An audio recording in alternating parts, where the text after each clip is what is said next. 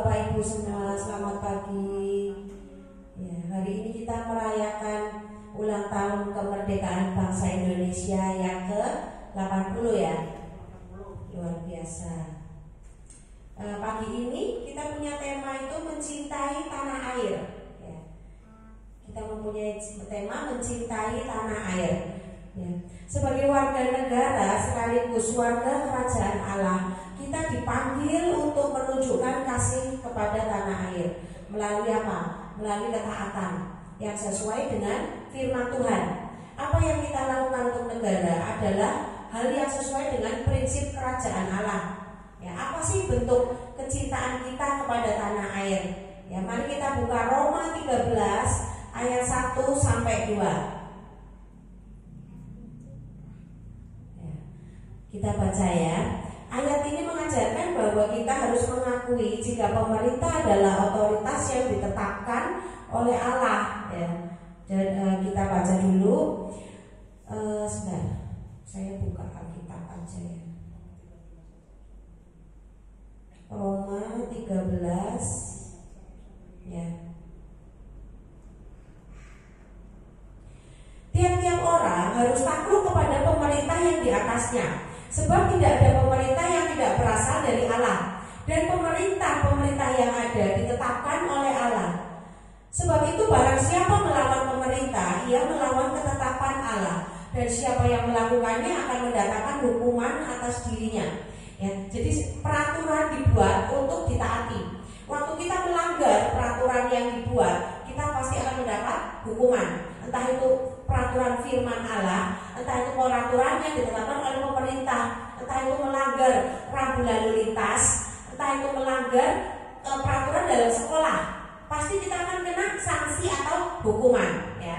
Ya, ayat ini tuh mengajarkan kita harus mengakui otoritas yang ada di atas kita dimanapun kita berada ya. Jadi gak bisa seenaknya sendiri. Kita hidup itu ada aturan, ada kaidah-kaidah yang harus kita tetap terapkan ya kan dalam hidup kita.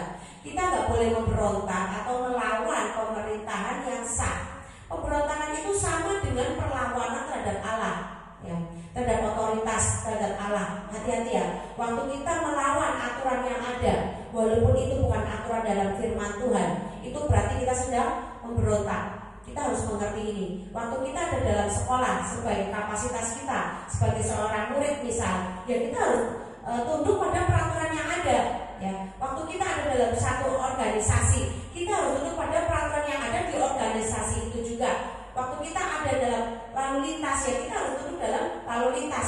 Kalau enggak, itu sama dengan kita lagi memberontak kepada Allah. Karena semua pemerintahan yang ada di bumi ini itu adalah berasal dari Allah. Karena Roh Kudus itu sifatnya tertib ya, tertib dan teratur ya. Kita wajib mendoakan para pemimpin agar bijaksana dan adil dalam menjalankan pemerintahan dan memimpin bangsa ya. Kita buka lagi yang ayat 3 dan 4 ya. Kita buka ayat 3 dan 4. Sebab jika seseorang berbuat baik, ia tidak usah takut kepada pemerintah, hanya jika ia berbuat jahat. Waktu kita berbuat baik itu kita nggak perlu ada yang ditakutin. Waktu kita naik mobil bawa SIM, kita nggak grogi waktu dideketin polisi ya, sama aja. Jadi kita tuh harus patuh pada hukum yang dijalankan negara demi ketertiban dan kebaikan bersama. Ya, yang keempat, karena pemerintahan adalah hamba Allah untuk kebaikanmu ya. Karena pemerintahan adalah hamba Allah yang untuk kebaikanmu. Tetapi jika engkau berbuat jahat, takutlah akan dia, karena tidak percuma pemerintah yang menyandang pedang. Jadi pemerintahan kita itu menyandang pedang. Semua aturan dibuat sebagai penyandang pedang. Barang siapa yang tidak mentaatinya, dia akan kena pedang. Ya, hati-hati ya. Jadi kita harus tahu, kita harus menjadi teladan dan mentaati hukum, bukan sebaliknya menjadi batu sandungan. Orang Kristen tapi suka melanggar hukum, orang Kristen tapi nggak mau bayar pajak, ya. Orang Kristen tapi menjadi tidak memuliakan nama Allah. Karena apa? Kalau naik mobil ngebut-ngebutan, ya, naik motor ngebut-ngebutan. jalan suka ngumpat-ngumpat, ya kan? Ya, kita harus menghormati semua aparat juga ya, aparat hukum yang sudah ditetapkan yang ada itu kita harus menghormati sebagai alatnya Tuhan untuk menegakkan keadilan ya. Salah satu cara untuk kita menaklukkan diri kepada pemerintah itu adalah dengan apa? Membayar pajak sebagai warga negara yang taat. Salah satu cara ya, jadi kita nggak boleh menghindar dari kewajiban membayar pajak, karena pajak kan digunakan untuk mensejahterakan kota jika dikelola oleh orang-orang yang takut akan Tuhan ya. Jadi maka dari itu kita harus mengawal pemerintahan yang ada dengan apa? Dengan berdoa siap bersyafaat bagi pemerintahan yang ada. Kita harus memberi sesuai dengan ketentuan yang berlaku dengan dilandasi sukacita karena melakukan perintah Allah. Ya, kita harus sebagai orang-orang Kristen, kita harus terus mendoakan agar negara mengelola pajak dengan baik untuk dipakai dalam menyediakan pelayanan atau fasilitas publik seperti yang dilakukan Bapak Jokowi. Dia sudah melakukan membangun infrastruktur, banyak jalan-jalan yang sudah diperbaiki untuk menghubungkan dari daerah satu dengan daerah yang lain, sehingga investor-investor itu akan mempunyai kemudahan waktu dia datang ke Indonesia. Nah, kita harus kawal itu juga ya, bagi Indonesia ada investor-investor yang masuk dari negara-negara lain dan bisa menyalurkan, mendistribusikan produk-produk itu merata melalui infrastruktur yang sudah dibangun oleh Bapak Jokowi. Ya, jadi kita harus benar-benar ya mendoakan para pemimpin-pemimpin, apalagi orang-orang yang sudah berjasa yang dipakai Tuhan. Ya, kita harus kawal mereka semua. Kita baca yang ayat 6, itulah sebabnya maka kamu membayar pajak, karena mereka yang mengurus hal itu adalah pelayan-pelayan Allah ya, pelayan-pelayan Allah. Jadi kita itu harus mendoakan. Waktu minggu kemarin kita kan sudah belajar, kita harus saling menolong jemaat antar jemaat, menolong jemaat dan pengerja-pengerja, pelayan-pelayan Tuhan, hamba-hamba Tuhan, juga menolong mendoakan aparat-aparat yang bekerja dalam negara ini ya. Mereka itu adalah alat-alatnya Tuhan, pelayan-pelayan Allah juga, walaupun itu dalam pemerintahan ya. Semua yang dalam pemerintahan itu adalah pelayan-pelayan Allah. Kita harus memandang dari sudut ini sebagai orang Kristen sesuai dengan Alkitab. Jangan lihat polisi bisa disogok dengan uang dan bla bla bla bla. Kita jangan melihat itu ya. Kita harus positive thinking. Untuk apa? Supaya kita menjadi contoh dan teladan, bukan menjadi batu sandungan. Tapi kita sebagai orang Kristen, kapasitas kita sebagai orang-orang Kristen yang harus memuliakan Tuhan, kita harus memberikan contoh dan teladan bagi orang-orang di sekitarnya, yaitu menghormati pelayan-pelayan Tuhan yang ada dalam pemerintahan. Walaupun berbeda agama, kita tetap harus menghormati ya. Karena apa? Itu memuliakan nama Tuhan ya. Dalam ayat 7, bayarlah kepada semua orang apa yang harus kamu bayar. Pajak kepada orang yang berhak menerima pajak, cukai kepada orang yang berhak menerima cukai, rasa takut kepada orang yang berhak menerima rasa takut, dan hormat kepada orang yang berhak menerima hormat. Ya, jadi kita harus memberikan apa yang sesuai dengan kapasitas kita dan apa yang sesuai dengan kapasitasnya mereka. Ya,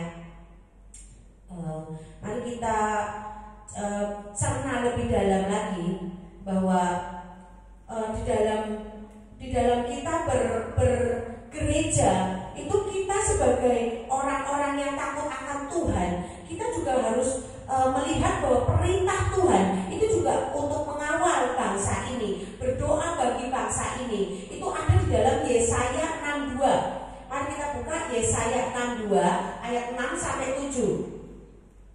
Kita baca sama-sama ya. Yesaya 62 6 sampai 7 ya. Di atas tembok-tembokmu, hai Yerusalem, telah kutempatkan pengintai-pengintai sepanjang hari dan sepanjang malam. Mereka tidak akan pernah berdiam diri. Hai kamu yang harus mengingatkan Tuhan kepada Sion, hai kamu yang harus mengingatkan Tuhan kepada Sion, janganlah kamu tinggal tenang ya. Dan janganlah biarkan dia tinggal tenang. Dia yang di sini adalah yang dimaksud siapa? Tuhan ya. Sampai Ia, yaitu Tuhan, menegakkan Yerusalem, dan sampai Ia, yaitu Tuhan, membuatnya menjadi kemasyhuran di bumi. Ya. Jadi kita sebagai orang-orang yang telah ditempatkan di atas tembok-tembok seperti pengingat-pengingat di atas tembok Yerusalem, kita adalah orang-orang yang seperti itu, yang berdiri di atas tempat yang lebih tinggi dari orang-orang yang lain.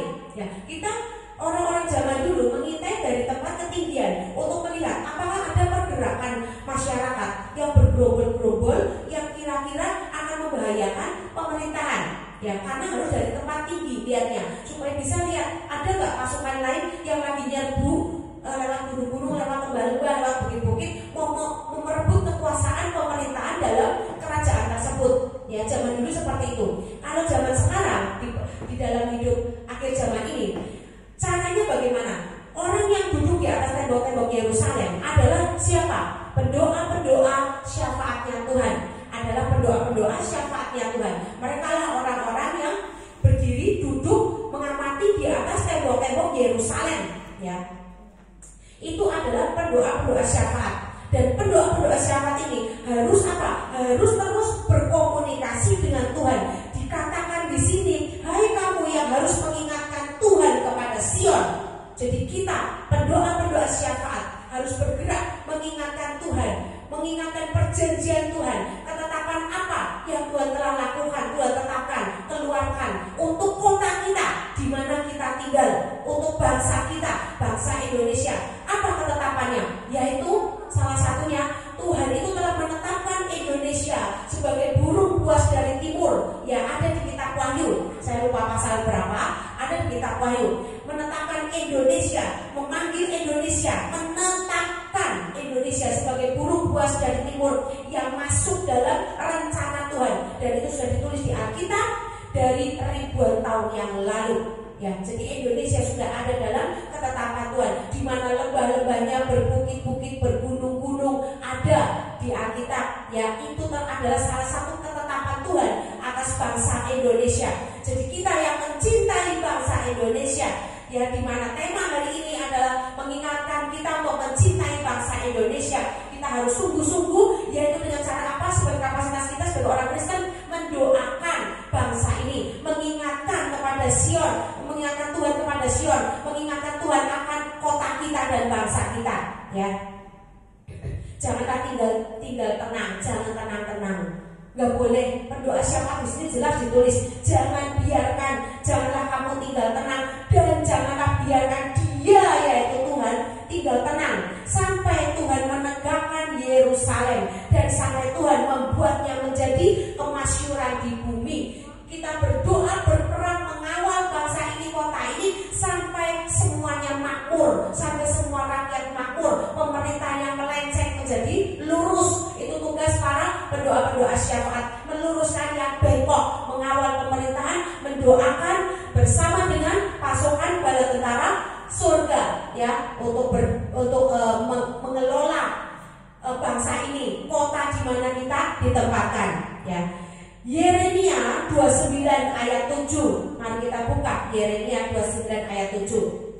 Itu berkata, usahakanlah kesejahteraan kota kemana kamu aku buang, dan berdoalah untuk kota itu kepada Tuhan, sebab kesejahteraannya adalah kesejahteraanmu.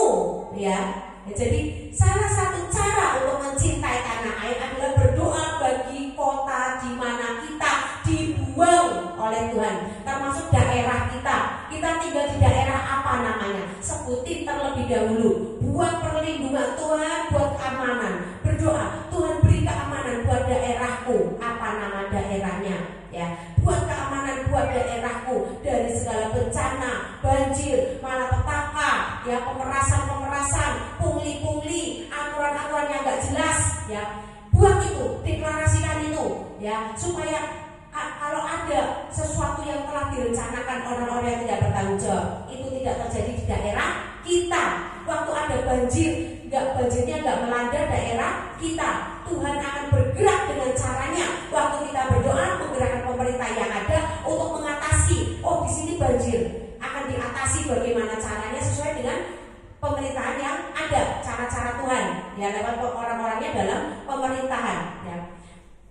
Mencintai tanah air itu adalah memberikan sesuatu yang terbaik dalam hidup kita sesuai dengan kapasitas dan talenta kita sebagai warga negara, yaitu apa yang seperti yang tadi saya bilang, yang mematuhi semua hukum dan ketetapan pemerintah, berdoa bagi bangsa kita, bagi kota kita, membayar pajak, aturan berlalu lintas, mentaati peraturan di sekolah, ya, PBB juga dibayar, jangan lupa, ya, makan juga bayar pajak, tetap ada pajaknya, jangan bersungut-sungut, ya, karena apa yang kita tabur pasti kita akan menulainya. Apa yang kita tabur Tuhan akan menimbang dan menghitung. Ya, ingat cerita mene-mene tekel ufarsin, jangan sampai lupa, ya, jangan bersungut-sungut waktu kita menabur, membayar pajak, ya. Kita bisa kawal, kita doakan orang-orang yang berada dalam kantor-kantor pajak untuk melakukan apa yang baik dan benar di mata Tuhan, ya. Kita kawal itu, semua rencana-rencana kejahatan kami tolak, kami batalkan dengan cara Tuhan. Tuhan yang akan menjungkir balikan semua kelaliman. Berdoa untuk kantor-kantor, orang-orang di kantor-kantor pajak, karena ada banyak masyarakat Indonesia yang berbenturan dengan masalah perpajakan, ya, dengan aturan-aturan pemerintah yang ada. Nah, kita harus kawal, kita harus deklarasikan bahwa kita diluputkan dari pemerintahan yang lalim, aturan-aturan yang merugikan rakyat. Tuhan minta rekayasa Tuhan untuk membalikan keadaan, ya, caranya itu, ya. Siapakah yang disebut pendoa-pendoa syafaat? Ya, kaitannya dengan mencintai bangsa ini. Kita dengan cara apa mencintai bangsa? Dengan cara berdoa syafaat. Siapa? Ada banyak orang yang tidak tahu siapa sih pendoa-pendoa syafaat di mata Tuhan, ya, di mata manusia. Ya, kita harus mengerti dulu siapa yang disebut pendoa syafaat supaya kita bisa bersyafaat, supaya kita punya hati mencintai bangsa ini dengan cara bersyafaat. Orang yang berdoa syafaat adalah orang yang berdiri di antara Tuhan dan manusia, menempatkan dirinya mau untuk berdiri di antara Tuhan dan manusia. Orang itu dikenal Tuhan. Tuhan mengenal orang ini, ya. Kalau belum dikenal Tuhan nggak apa-apa, terus tersungkur di kaki Tuhan sampai Tuhan kenal, karena setiap hari kita konsisten. Ingat, Roh Kudus itu teratur dan konsisten. Roh Kudus tidak pernah ingkar janji. Maka waktu kita juga melakukan teratur dan konsisten, Roh Kudus, Tuhan akan mengenal kita. Itu cara untuk kita dikenal Tuhan, ya. Jangan bolong-bolong. Waktu orang berdoa syafaat adalah orang yang berkenan di hadapan Tuhan. Waktu pendoa syafaat adalah orang yang hidupnya tidak berkenan di hadapan Tuhan. Tuhan mau gak lihat? Tuhan mau gak mendengar doanya? Yang jelas pasti gak akan didengar Tuhan, karena belum berkenan di hadapan Tuhan. Maka pendoa syafaat adalah orang yang hidupnya harus sudah berkenan di hadapan Tuhan. Yaitu siapa lagi? Orang yang terus terkoneksi dengan Tuhan. Orang yang terus terkoneksi dengan Tuhan, ya, terus terhubung, berdoa, menyembah, ya, terus berdoa, terus menaikkan permohonan, memanggil Tuhan, mengucapkan syukur. Ya, pendoa syafaat itu bukan pengemis yang minta-minta di hadapan Tuhan, tapi adalah orang-orang yang harus tahu hukum-hukum Tuhan, poin-poin apa yang harus kita naikkan yang sesuai dengan firman Tuhan. Bukan seperti orang yang berdoa seperti pengemis yang Tuhan aku minta ini, Tuhan aku minta itu. Tapi harus orang yang mengerti hukum-hukum Tuhan. Itu adalah pendoa syafaat di mata Tuhan. Kalau engkau tidak mengerti hukum-hukum Tuhan, tidak akan bisa berdoa syafaat. Doamu akan kosong, akan nol. Yang ada iblis akan ketawa. Mana firman-Nya? Kamu tahu apa? Nah, itu. Maka kita harus menempa diri kita, ilmu pengetahuan kita, upgrade pengetahuan sebagai pendoa syafaat yang berkualitas, yang dilengkapi dengan otoritas dan kuasa Tuhan, yang tahu hukum dan ketetapan Tuhan. Kalau kita nggak tahu itu, nggak tahu apa yang Tuhan mau, maka doa kita tidak akan terkabul. Yang ada sia-sia, waktumu habis. Karena ada syarat-syarat yang harus diterapkan dalam hidup kita sebagai pendoa-pendoa syafaat yang berkualitas di hadapan bukan pendoa-pendoa yang hanya kosong ngomong doang. Ya, oke, kita harus terapkan itu. Ya, bukan pengemis, tapi orang yang tahu hukum-hukum Tuhan. Ya, pendoa syafaat harus dipenuhi dengan Roh Kudus, karena Roh Kudus adalah roh doa syafaat, adalah Roh Kudus adalah roh pensyafaat. Kita bisa perintahkan waktu kita sedang dalam kesesakan. Kita bisa perintahkan Roh Kudus yang ada dalam kita. Roh Kudus yang ada di dalammu, berdoa untuk aku, berdoa untuk aku, doakan aku, pimpin mulut lidah bibirku untuk mengucapkan kata-kata doa, karena aku sudah tidak tahu lagi apa yang harus aku katakan dalam doa. Perintahkan Roh Kudus untuk apa? Berdoa, mendoakan diri kita. Saya sering lakukan itu. Waktu saya sedang sesak, saya cuma bisa meneteskan air mata, lalu saya bilang, Rohku, Roh Kudus, berdoa, sepakat, doakan aku, doakan si A yang sedang saya kawal dalam doa. Saya menangis, saya perintahkan Roh Kudus untuk berdoa, doakan si A, karena aku harus bersyafaat bagi dia, karena engkau adalah roh bersyafaat, doakan dia. Kita tugasnya berbahasa roh, ya, kita berbahasa roh sampai orang-orang itu terjadi sesuatu yang ajaib atas orang yang kita doakan. Doa itu menjadi nyata, bukan kosong doang. Ya, pendoa syafaat adalah sahabat Allah yang bergerak di dalam gereja dan di luar gereja. Ya, di dalam pemerintahan, di dalam sekolahan-sekolahan, ya, di dalam organisasi-organisasi masyarakat. Ya, orang yang bisa menangkap kehendak Allah. Pendoa syafaat adalah orang yang bisa menangkap kehendak Allah, yang dipenuhi oleh hikmat hidupnya, pikirannya, jiwanya dipenuhi, dipimpin oleh hikmat, ya, itu. Dan pengertian. Pendoa syafaat adalah orang-orang yang suka berpuasa rutin, ya. Pendoa syafaat adalah orang yang mau mengorbankan waktunya, duduk diam beberapa saat di hadapan Tuhan, berdoa bagi orang lain, karena dia adalah orang-orang yang dipanggil Tuhan dan yang sudah dipimpin oleh Roh Kudus. Kalau orang yang belum dipimpin oleh Roh Kudus, doanya pasti ngalor ngidul, ngetan ulon, ya. Dia akan berdoa dengan serampangan, ya. Itu berdoa yang dipimpin oleh Roh Kudus, bukan berdoa dengan pemikiran sendiri, kekuatan sendiri, tapi nggak ada power, nggak ada perintah, kuasa, otoritas untuk menggerakkan alam roh. Itu, ya, itu. Pendoa syafaat itu harus memfollow doanya, bukan cuma doa bubar, doa lupa, tapi di follow up. Doaku sudah dijawab Tuhan belum? Ya, itu adalah pendoa syafaat dengan orang-orang yang mencintai bangsa, yang mendoakan bangsa. Di follow, udah belum terjadi pergerakan dalam pemerintahan, koreksi-koreksi dalam pemerintahan. Misalnya waktu mendoakan pemerintah, ya, waktu mendoakan Indonesia diluputkan dari bencana, masih ada bencana yang datang nggak di kota kita? Nah, itu, ya, di follow up sampai doa kita menjadi kenyataan, dan di follow up tiap hari terus menerus, karena peperangan terjadi terus menerus, nggak sekali berperang menang lalu kita leha-leha, nggak gitu. Pendoa syafaat adalah orang-orang pasukan peperangan Tuhan yang ada di kubu Tuhan.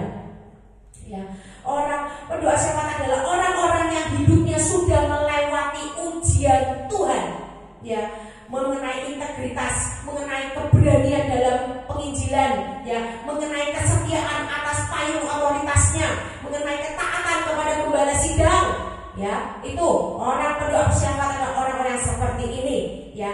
Apa saja waktu kita tidak berdoa syafaat bagi keluarga kita, bagi gereja kita, bagi kota kita, bagi bangsa kita, apa saja, akan ada banyak kekacauan yang pasti, ya. Waktu kita tidak berdoa, maka akan ada banyak kekacauan yang terjadi dalam hidup kita yang pasti, ya. Pasti kekacauan yang terjadi, pasti roh kekacauan mengintervensi, ya. Jadi kalau hidup kita semerawut, kok kayaknya ruwet, benang ruwet di sini, benang ruwet di sana, benang ruwet di sini, benang ruwet di sana.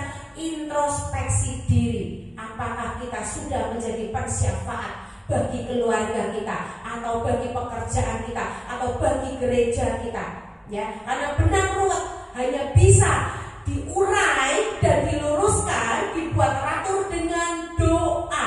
Kekuatan kita adalah doa yang dipimpin oleh Roh Kudus, ya, doa yang di follow up, yang dilakukan oleh orang-orang yang diberikan otoritas dan kuasa. Ya, maka kita harus membangun manusia roh kita untuk menjadi syarat-syarat yang seperti tadi saya bilang ya di atas, bahwa kita harus menjadi pendoa syafaat yang bla bla bla bla bla bla, seperti yang tadi saya bilang ya, direnungkan, dicatat, dimengerti, dilakukan, supaya doa kita mempunyai power, bukan hanya kosong dan tidak ada hasilnya ya. Hati-hati. Waktu kita nggak berdoa syafaat, maka akan ada banyak proyek pekerjaan kita yang gagal. Maka kita akan salah mengambil keputusan. Maka hidupku akan ditekan dan diintimidasi oleh pekerjaan iblis yang selalu menyesatkan dengan perkataannya. Dengan apa? Ngomongnya, ini sudah kehendak Allah, ini nasibku, ini takdirku. No, orang Kristen tidak ada yang namanya nasib. Ya, takdir hanya bisa terjadi waktu kita dilahirkan di keluarga mana, ayah ibu kita siapa, itu adalah takdir. Ya, warna kulit kita apa, suku kita apa, dilahirkan dalam seperti itu yang namanya takdir. Tapi selebihnya Tuhan sudah menetapkan kita di dalam waktu kita masih di dalam kandungan. Ya, selebihnya nasib yang kita alami bisa berubah, tidak ada nasib sial. Nasib sial terjadi waktu kita tidak berdoa, itu aja. Ya. Doa mengubah segala sesuatu. Doa membuka tingkat-tingkat langit, ya kan? Doa akan mengubahkan, membalikan keadaan dari kekacauan menjadi semuanya masuk dalam rencana Tuhan yang tertib, teratur dan dipenuhi dengan hari depan yang penuh harapan. Ya, nggak ada ya nasib itu nggak ada dalam orang Kristen, karena setiap mulut kita diberikan kuasa. Seberapa engkau mau membangun manusia roh, seberapa engkau mau membangun iman, seberapa engkau mau membangun kekuatan di alam roh, manusia roh yang kuat ya, yang diperlengkapi dengan otoritas dan kuasa Tuhan, disitulah seberapa doamu akan berkuasa. Seberapa engkau mau melatih otot rohani kita, disitulah doa kita akan berkuasa. Segitulah doa kita akan berkuasa ya. Bersyafaat juga mengusir roh-roh pemberontakan ya, roh Isabel ya. Masalahmu juga akan menggunung waktu kita tidak berdoa ya. Kekuatan doa dimulai dari perkataan ya. Dimulai dari perkataan. Waktu kita menyembah, menaikkan deklarasi ya, itu kekuatan perkataan ya. Setiap kata kita dipertanggungjawabkan kepada Tuhan. Ciri orang yang beribadah kepada Tuhan adalah mengekang lidah. Jadi ciri khas pendoa syafaat adalah orang-orang yang bisa mengekang lidah, tidak mengutuki, tidak suka mengumpat ya, karena akan ditangkap oleh iblis. Hati-hati ya. Bagaimana cara berdoa syafaat? Pertama kali minta pengurapan Tuhan dulu, minta tunduk Tuhan, terus bekerja menudungi, membentengi tubuh jiwa roh kita dan juga keluarga kita, semua pemimpin di atas kita ya, dan semua keluarga kita dan semua aset-aset yang sudah Tuhan percayakan. Minta itu dulu, kenakan selengkap senjata Allah ya dalam Efesus. Nah, tapi bukan cuma mengenakan selengkap senjata Allah diperkatakan loh, tapi harus dihidupi, karena kita menghadapi siapa? Pendakwa. Waktu kita cuma bisa ngomong dan tidak menghidupi selengkap senjata Allah itu ya, ketopong keselamatan supaya nggak lepas diapakan? Ketopong keselamatan, pikiran kita selalu menang dalam peperangan. Bagaimana caranya? Diikat dengan doa yang tiada putusnya dari mulut kita ya. Yang kedua, berbaju sirah keadilan. Baju gunanya untuk apa di alam roh? Melindungi hati kita, sehingga hati kita tidak mudah tercemar, tidak mudah terintimidasi. Hati kita murni di hadapan Tuhan, selalu melihat yang positif, yaitu ya berbaju sirah keadilan ya. Adil itu dihidupi ya, berdoa yang tidak putusnya dihidupi, dilakukan. Ikat pinggang keselamatan ya. Baju sirah keadilan, ikat pinggang kebenaran, bukan keselamatan. Ikat pinggang kebenaran, kita harus hidup benar, dihidupi benar sesuai apa? Sesuai firman Tuhan, dihidupi, jangan cuma omong doang ya. Habis itu kita mengenakan kasut kerelaan memberitakan Injil sejahtera, dihidupi, yaitu apa? Sharing firman ya, pengisian penginjilan. Waktu kita mau menginjil, kaki kita tidak telanjang, kaki kita tidak bisa diserang oleh api dari bawah bumi, tapi kaki kita terlindungi dengan kasut kerelaan memberitakan Injil. Itulah kenapa kita harus masuk dalam pemuritan penginjilan, supaya ada perlindungan Tuhan lewat bawah, ya, bukan cuma dari depan, belakang, kanan, kiri, tapi atas dan bawah juga ada perlindungan Tuhan. Yang atas lewat apa? Tudung dalam wadah di mana kita bertumbuh. Kalau di sini tudungnya IFLC, ya kan? Itu, ya. Terus kita terima pedang roh firman Tuhan, lakukan. Jangan ngomong doang, deklarasi doang. Lakukan, terima, yaitu apa? Membaca firman Tuhan, mendeklarasikan waktu Tuhan gerakan firman itu, ya. Terus kita mengenakan perisai iman dalam segala keadaan. Jangan ngomong doang, lakukan. Waktu ada dalam kesesakan, ada dalam pergumulan, katakan, Tuhan, aku mengenakan perisai iman dari segala penjuru mata angin untuk memadamkan panah-panah bisijar dari atas dan dari bawah juga. Katakan itu, ya, doa aja, katakan itu, tapi lakukan. Jangan down. Waktu kita down, berdoa, sujud di altarnya, ya. Waktu down, sujud di altar Tuhan dan minta, serahkan segala kekhawatiran kita kepada Tuhan. Percaya Tuhan sudah mengambil alih waktu kita mengaktifkan pelayanan malaikat, ya. Ingat, malaikat diutus adalah, malaikat itu siapa? Dalam firman Tuhan, dalam Alkitab ada tertulis, malaikat-malaikat adalah roh-roh yang diutus untuk memberikan, untuk bekerja sama dengan roh Tuhan, untuk memberikan menyelamatkan orang-orang yang harus menerima keselamatan. Dia harus bekerja membawa keselamatan kepada orang-orang yang seharusnya menerima keselamatan. Itulah malaikat. Maka kita berdoa-berdoa syafaat perlu mengaktifkan malaikat-malaikat pelayanan pribadi, malaikat-malaikat bala tentara surga yang berperang mengambil alih peperangan kita, malaikat-malaikat untuk menjaga kekudusan setiap kita, anak-anak kita, ya kan? Juga aktifkan malaikat-malaikat teritorial, penjaga-penjaga kota-kota, teritorial dari pihak Tuhan, ya, untuk mengawal, menjaga, menutup pintu gerbang-gerbang di alam roh kota kita dan spirit-spirit yang jahat, dari rencana-rencana pemberontakan itu, ya, itu. Oke, karena kita menghadapi pendakwa, kita harus melakukan selengkap senjata Allah dalam hidup kita. Jangan cuma ngomong doang. Lalu tunduklah kepada Allah, ya. Kalau kita tunduk kepada Allah, kita tahu firman, tahu hukum-hukum Tuhan, kita harus tunduk pada itu. Baru kita akan bisa berdoa syafaat, ya. Berdoa tanpa jemu, caranya berdoa tanpa jemu, diulang-ulang sampai Tuhan menjawab. Seperti kisah janda dan hakim. Hakimnya itu gak suka sama jandanya itu. Bisa aja Tuhan gak suka sama kita, tapi waktu janda itu terus mengetuk pintu rumah hakim, yang ada hakimnya judek. Habis hakimnya judek, akhirnya dibukai. Terus ngomong, yo wes, kamu maunya apa? Tak kabulkan. Nah, menang. Kemenangan ada di pihak kita, ya. Berdoa sampai seperti itu, sampai Tuhan walaupun dengan sewot, dengan jengkel, tapi doa kita dijawab Tuhan, ya. Berdoa sampai seperti itu, jangan putus asa, ya. Yang kedua, berdoa siang dan malam dan terus berseru-seru padanya untuk menaikkan iman, yaitu apa? Dengan deklarasi, menggerakkan alam roh, memerintahkan malaikat. Yang selanjutnya adalah berdoa minta otoritas yang dari Tuhan dan kuasa yang dari Tuhan terlebih dahulu. Rendahkan diri dengan sering berpuasa. Berdoa dengan mengerang, mencucurkan air mata, atau dengan tersungkur, ya, sambil panggil Roh Kudus untuk memenuhi jiwa kita. Kita buka Yeskiel 21 ayat 6 sampai 7. Ini penting bahwa pendoa-pendoa yang mencintai tanah air, yang sedang mengawal gereja, mengawal keluarganya, kalau tidak mengerti doa mengerang, doamu mungkin akan lama atau delay. Kita baca, dan engkau anak manusia mengeranglah. Tuhan memerintahkan kepada kita untuk mengerang.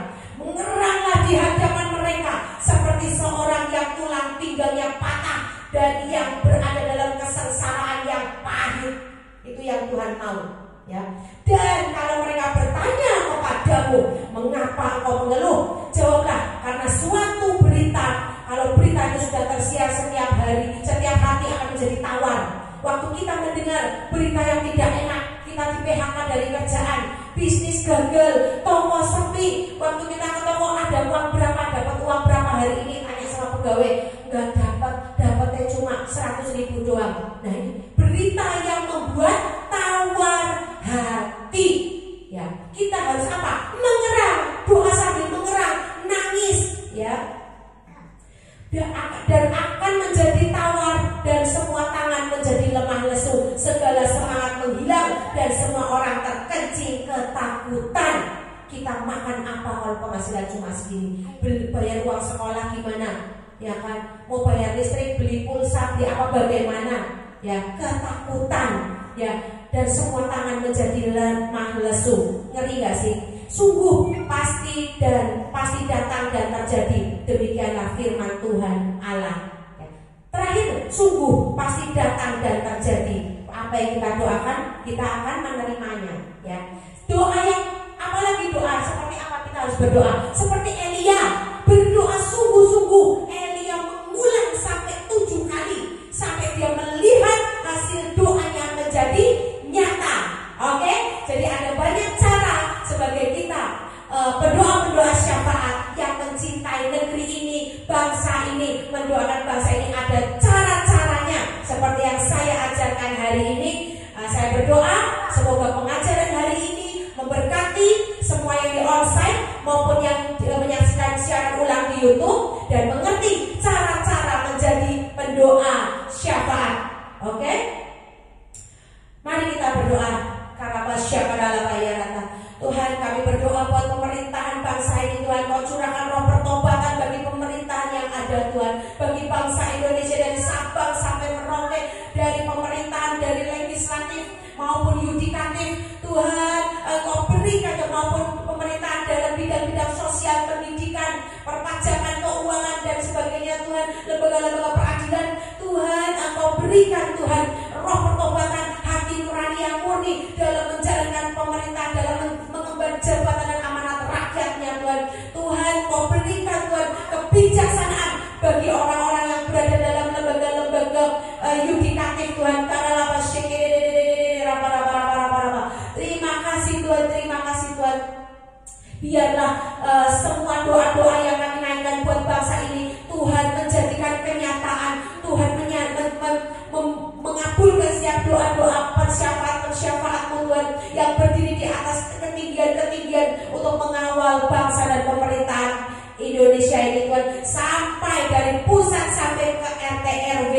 Ada rasa tanggung jawab, kejujuran, hati nurani yang murni dan juga takut akan Tuhan dalam mengambil setiap keputusan-keputusannya, Tuhan. Ya Rabbana, kami serahkan bangsa Indonesia ke dalam tangan-Mu, Tuhan. Lakukan apa yang Kau mau bagi bangsa Indonesia, karena rencana-Mu adalah hari depan yang penuh harapan. Lakukan, Tuhan, lakukan apa yang Kau mau bagi bangsa ini, bagi pemerintahan yang ada, mulai dari pusat sampai ke RT RW, baik dalam lembaga yudikatif maupun legislatif, Tuhan. Dalam nama Tuhan Yesus, Tuhan, kami minta diberikan untuk bangsa Indonesia, rakyat Indonesia, dan gereja-gereja, pemimpin-pemimpin agama. Tuhan, kami bawa semua dalam doa supaya kami semua diberikan hati yang mencintai bangsa ini dan mau bersyafaat bagi kebaikan bangsa ini. Karena kami minta diberikan untuk jiwa yang mencintai negeri ini sesuai dengan kapasitas kami masing-masing, dalam gereja kami masing-masing, dalam komunitas kami masing-masing. Kami minta diberikan roh penundukan diri terhadap segala aturan-aturan pemerintah yang ada, ya Bapa. Terima kasih Bapa, terima kasih Roh Kudus, terima kasih Yesus. Kiranya doa yang Kau suka digenapi, tapi doa yang tidak sesuai dengan apa yang Kau mau dibatalkan. Dalam nama Yesus kami berdoa di atas, kami mengalami pada hari ini, sepanjang hari ini, mulai hari ini sampai selama-lamanya, di atas bumi seperti di dalam sorga. Turun atas setiap kami pada pagi hari ini sampai marah